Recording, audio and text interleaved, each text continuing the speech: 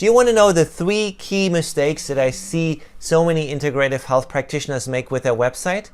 Hi, I'm Uli Zello, and as a marketing technologist, I have a very unique perspective on what it takes for integrative health practitioners to put their website to work.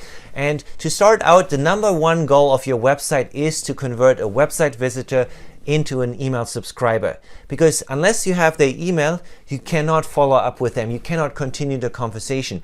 And what we do know is that it takes a series of 7 to 10 touch points to go from a no, not right now, to a yes. So number 1, your website needs to look the part. Just like in dating, people are very visual and they evaluate each other based on how they look. And so if your website doesn't look up to par, if it looks like it is outdated, that's sort of hampering your ability to make that initial connection. Number 2, you need to talk about the right things.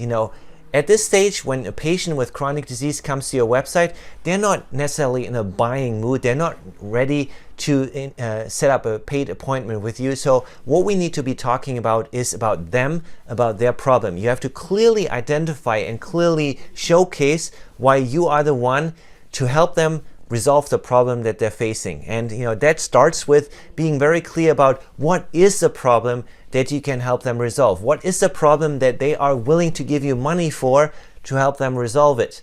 And what that entails is like being clear on what is actually the problem that you can help them with. Can you help them with it? And number 3, are they willing to give you money for it? Because if they're not willing to give you money for it, or only very little money, then it becomes really hard for you to market that service, right? So that's number 2, saying the right things. And when you start dating, nobody wants to talk to somebody that's constantly just talking about themselves and doesn't let them get a word in edgewise. So your website needs to be patient-centric, talking about their problems and articulating how you are able to help them with their problem. And number 3, you need to capture their phone number.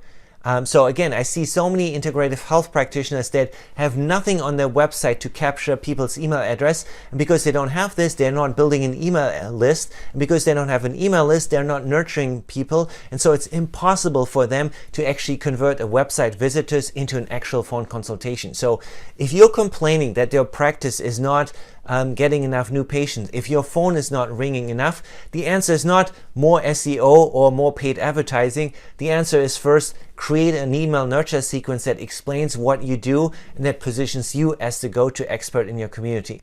So I hope this video is helpful for you. Let me know in the comments how that lands for you and what stumbling blocks you have encountered in creating an email nurture sequence, and I'll hook you up with additional resources.